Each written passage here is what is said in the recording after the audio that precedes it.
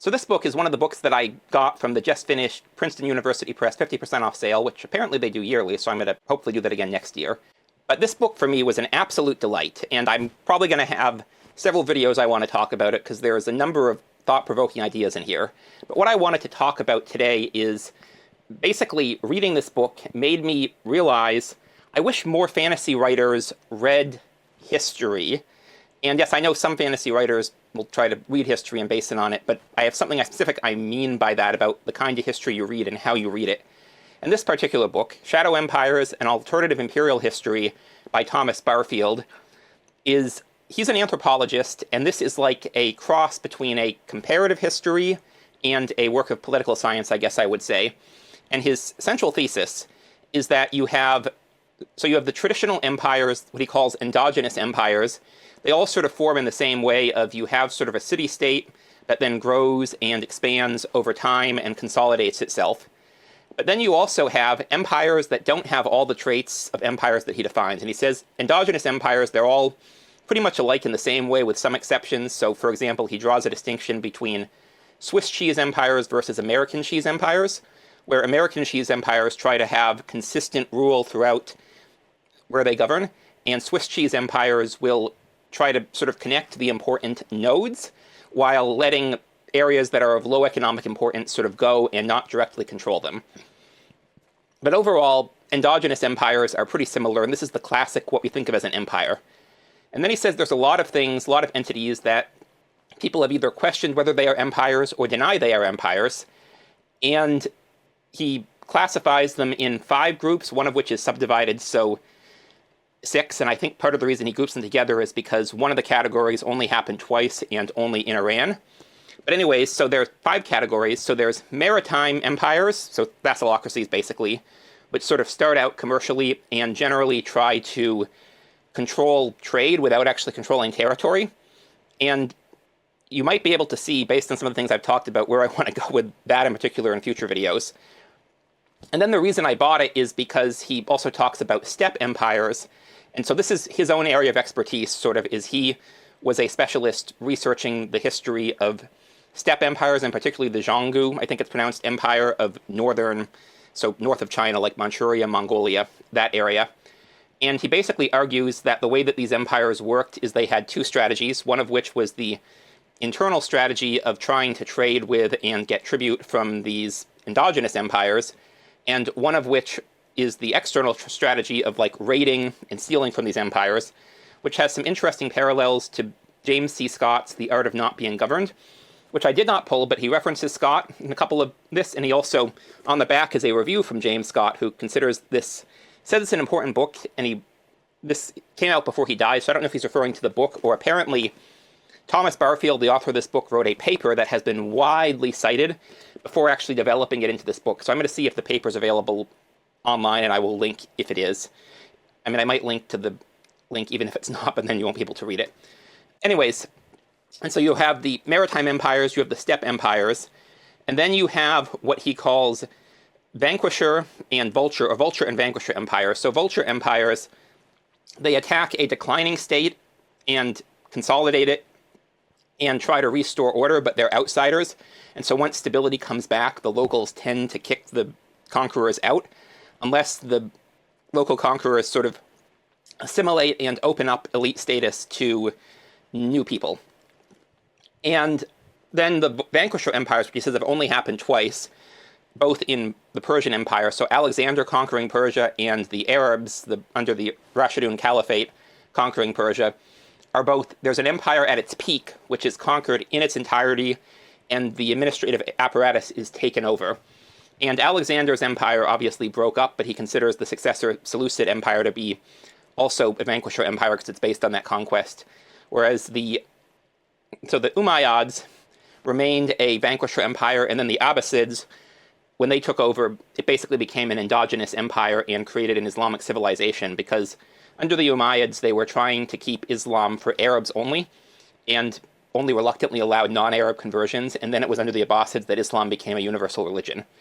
And then you have what he calls empires of nostalgia, which the only ones he really covers are the obvious ones of Charlemagne's Carolingian Empire, which was nostalgic for the Western Roman Empire, and then the Holy Roman Empire, which was nostalgic for the empire of Charlemagne. I'm not sure if there are others, because these are obviously small empires. And I'm sure if you know anything about the Holy Roman Empire, it's that Voltaire said it was neither Holy Roman nor an empire. And Barfield is like, well, that's not really fair, because Holy Roman meant one thing and not what Voltaire was implying. And it kind of was an empire, but it was what he called this exogenous empire. And then the last category are what he calls vacuum empires or jellyfish empires. And so there's a lot of great fun terms in here, right? Empires of nostalgia, vanquisher empires, jellyfish empires, right? But anyways, so these vacuum empires or jellyfish empires are when you have a forest zone and you have people sort of connecting the trade routes and settlements within the forest zone to extract valuable tributes. And so the obvious example is the Kievan Rus developing into the Lithuanian Grand Duchy of Lithuania and the Grand Duchy of Moscow, which became the Russian Empire. But Russian imperialism was initially one of the features of Russia, even as an empire, is that it didn't have like a single metropolitan center that taking it out would take out the country in the same way as a lot of more conventional empires. And there's also a lot in here that gets to the nature, the idea of what empires are in contrast to nation states. Because if you sort of look at historical theories of development, the idea is you start out with like small bands of hunter-gatherers, the bands become tribes, the tribe become chiefdoms, the chiefdoms become city-states, the city-states become empires, and the empires develop into nations or nation-states. And obviously, history is not linear like this, and this is sort of a good example of non-linear alternatives. And the reason this book is really interesting to me is I've been thinking about, like, and this is obviously not a narrative history, and the two books I'm going to show, aside from this, related to this topic, are narrative histories. But a lot of fantasy novels, I feel like, are fundamentally sort of uninventive and keep recreating the same thing, even when they're trying to be different. And I think that reading books like this could let fantasy writers who have an interest in world building actually develop much more interesting, unique, immersive worlds. And I'm not saying that every fantasy writer needs to be great at world building or do interesting world building. I'm just wishing that there were some fantasy writers who read books like this. And so I want to acknowledge, like, I like Leigh Bardugo, who her Grisha verse is like, the world building is about as derivative as you can possibly get, completely unimaginative. She researched Imperial Russia a little bit, but aside from that, it's all very derivative, generic Planet of the Hats world. So you have pagan Norway, Imperial Russia, China, America, and Holland, and those are the countries that exist in this book, and they're all pretty obvious plans. Although she does, I get the impression, especially with Imperial Russia and Holland, she has researched, and I think part of what makes her work is that you do have a feeling of maybe this is what it was like to be in Imperial Russia or the Netherlands. And like, these are not the most amazing books, they're more of, I would say, a popcorn read, but they're still good books, I think. And likewise, conversely, like Brendan Sanderson, detailed world building, he doesn't read history, and I actually, one of my early videos, I talked about what I call the shallow world building problem. And I said that you don't necessarily need to be good at world building to make it feel like you have an immersive world. You just need to not make it obvious where the holes are, where the seams are. And in that, I was specifically criticizing a number of books, including Ken Liu's The Dandelion Dynasty, which I love Ken Liu. I like a lot about the Dandelion Dynasty. But he basically tried to transplant the rise of the Han Dynasty to a geography that didn't work, didn't acknowledge Chinese geography, and consequently made the world that he wrote in feel very shallow and empty to me, which it's still a good series, it's still memorable. But in contrast, the Poppy War, I really like the idea of it's a fantasy world like Fantasy Chairman Mao. In this case, she transported the China of the Second Sino-Japanese War and the Chinese Civil War into a fantasy setting. And again, the geography, because China was kind of defined by its geography, and both of them have geographies that make it make no sense. But with the Dandelion Dynasty, again, I kind of feel like Ken Liu captured a sense of what it might have been like to be in dynastic China, like Warring States and early Han China at the time, as someone who has read philosophy from that era, which is now one of my best performing videos, and I'll link that. Whereas, in contrast with the Poppy War, I didn't really feel like I got a sense, despite she's obviously done her research in terms of the events, but I didn't feel like I got a sense of the world and what it was like. And I talked about in that video this book, The Man Who Loved China, which is in the same period. And this is a book that I think, so Man Who Loved China by Simon Winchester, Like, it's about the story of Joseph Needham, who set out with the Needham question. I should have looked this up before doing this video because I didn't look it in the last one either. But there were basically 4 inventions that ancient China had that he thought were sort of critical to the development of technology in the West, and yet China did not develop technology. And so he was like, well, why not? Especially because, so he wrote this massive work, Science and Civilization in China. And I have an abridged version of the first 2 volumes, but it's still ongoing. He was trying to answer this question. And so one of the things in the abridged version that he notes is people attribute the rise of science in Western countries to Western Christianity being, because Western Christianity believed that God's intention could be revealed in the natural world. It encouraged these naturalistic investigations that became science. But Taoism, sort of similar idea, and so why did it not? And that's not this book, that is Science and Civilization in China, or the shorter Science and Civilization in China, which I didn't pull. But anyways, this story of Joseph Needham, like the way Simon Winchester writes, it's a narrative history, and it's a compelling story happening during World War II in China, where this British guy goes to China in World War II and is going on adventures trying to find Chinese texts and evidence of technology to understand this story.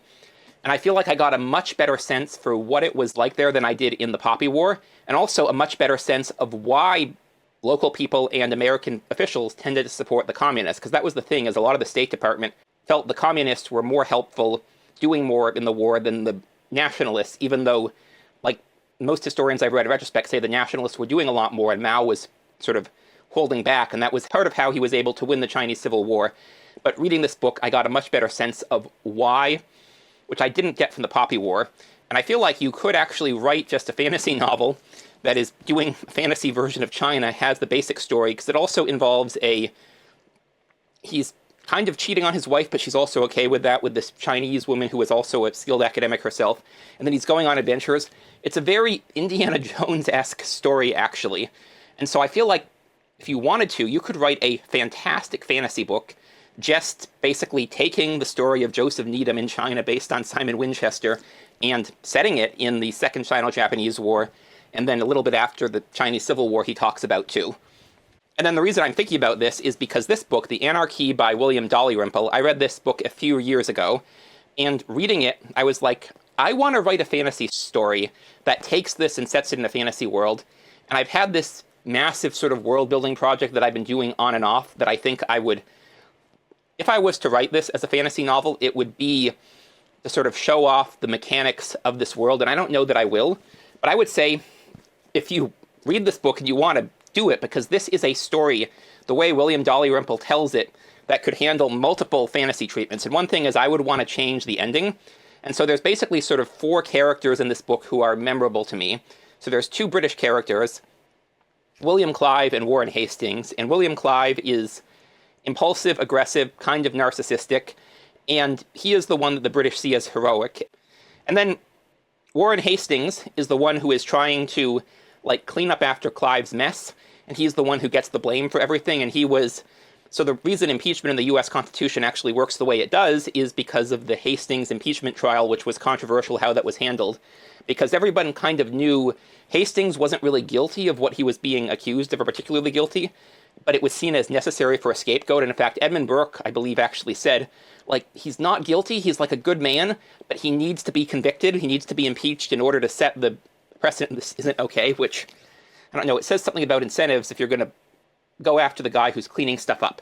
And then you have 2 big Indian characters. So there is Shah Alam, who is the Mughal Empire, a blind poet king, which is just, like, how compelling is that as a character? And William Dalrymple writes him really well. And so, like, if you know the history and I'm describing characters and like, this is not accurate, don't at me. I'm basing this on, this would be like a good fantasy novel based on what William Dalrymple sort of tells and not whether it's necessarily accurate. And then you had Tipu Sultan in the south of India, who was a Muslim usurper of this traditionally Hindu kingdom, but he was beloved by both his Hindu and Muslim subjects, and he tried to modernize his army, and he built like this beautiful gardens that tourists, travelers from all over the world raved about. The British destroyed when they conquered Mysore, overthrew him, and put the old Hindu rulers back in charge. And part of the reason they beat him, according to Dalrymple, and I'm probably going to talk about this in a future video as well, is that he had the technology, he had the guns. So he had the physical technology, but he didn't have the social technology. And so he was beaten by armies of Indians led by the British with the same guns that he had. But the British just knew how to use them better and organized their people better. And so if I was going to do a fantasy version of this, it would have a different ending where Shah Alam does end up retaking his throne and restoring the Mughal Empire in northern India, or the equivalent, right, fantasy equivalent. And the Tipu Sultan does, either he hangs on or he dies, but his legacy is preserved and Mysore retains its independence. And so I've been thinking about it because I'm like, okay, both of these books, like the way they're written as narrative histories, you could just steal the way that these writers tell it, set it in a fantasy world, and if you're a half-decent writer, write fantastic novels. I mean, Shakespeare is considered the greatest English language writer of ever, and he basically never had an original plot. What he just did was execution. Whereas I feel like that's what Kuang tried to do in the Poppy War, and what Ken Liu tried to do in the Dandelion Dynasty with the rise of the Han Dynasty. And again, Ken Liu added enough that was interesting that it sort of worked for me, and also enough that made me feel sort of lived in, which is sort of equivalent to, he had this magic system, which is part of the story, which is what I want to do if I retold this story of the British successful attempts in this case to conquer India, or the British East India Company, but in my version they would lose. But part of what made the Dandelion Dynasty interesting was the magic system, whereas Poppy War the magic system wasn't that interesting. The characters weren't likable. The world didn't feel lived in, and it's interesting because I was wondering, why is this so raved about? And I've heard people praise some of Kuang's other books, so I might give her another chance, especially maybe Babel, I don't know. But Poppy War, the longer it's been, the lower my opinion goes. And I think it was Library of a Viking was talking about, he was like, there's this list of books people don't talk about anymore that were hugely popular. I think the Poppy War is one. And it's stuff like this that's why I generally try to avoid reading books that are newer than 15 years old, unless I have a compelling reason to. And obviously, I started this whole conversation with this book, which is 2023, but the description seemed really interesting to me. And part of what was interesting is I was wondering, is he saying that steppe nomads are basically the land equivalent to maritime empires? And it sounds like he's saying, no, it's more the jellyfish empires, the vacuum empires that are more equivalent to that. But reading it, I was like, so it's funny because between the time I ordered and the time I got it, YouTube recommended this channel that's growing where he basically looks at like world building and fantasy and describes why characters and cultures don't work. And I don't think you necessarily need to be realistic in fantasy, especially if you're magic and you're saying like a wizard did it. And everything he said was like all stuff I like knew. And I'm like, as soon as he asked the question, I'm like, yeah, I kind of know where he's going with this stuff. But his most recent video was criticizing the Iron Islanders in George R. R. Martin's Song of Ice and Fire. And then he has an older video criticizing the Dothraki. And I'm thinking about the Iron Islanders are a maritime thalassocracy, and the Dothraki are a steppe culture. And in both cases, they are written without really an understanding of how these shadow empires, these exogenous empires develop. And so I feel like, and Scott as well, and I didn't pull The Art of Not Being Governed, but there's a lot in that. I think I'm going to start keeping it. Books that I pull frequently, I keep in this shelf here, and I think I'm going to start keeping Art of Not Being Governed in here, because that is a really interesting sort of history and conception. That's the Scott book that I generally recommend people start with.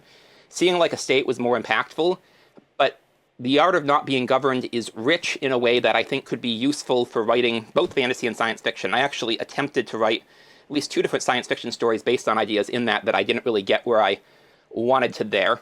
So I just wanted to, again, this book, I'm going to have more to say on it, especially his idea of how these maritime empires, shadow maritime empires, develop, because I think there's some interesting implications, which you might be able to see where I'm going, especially if I tell you that I have now decided to read Lenin soon, but I'll save that for a future video. However, again, I've just sort of been thinking about, and again, I want to emphasize that, like, I like Leigh Bardugo with very derivative worlds, although she does a good job of making at least the Dutch and Russian settings feel lived in, even if they're derivative. And Brandon Sanderson, who, I mean, he's heavy world building, but not really researching history. But I just would like to see more fantasy that actually both unapologetically either builds on narrative history when it's good narrative history, or that, like for the world building, draws on books like this, or like The Art of Not Being Governed, to develop worlds that feel lived in but also interesting and unique. And this video, I mean, I knew I kind of wanted to make it after I read this book, but also Feral Historian has been my most overlapped channel for a couple weeks, which is cool because I love his work. He's dropping now. He's at my third, so maybe this will get me back in that overlap, but we'll see. Anyways, thanks for watching. I'm Magpie, and I'll see y'all in the next one.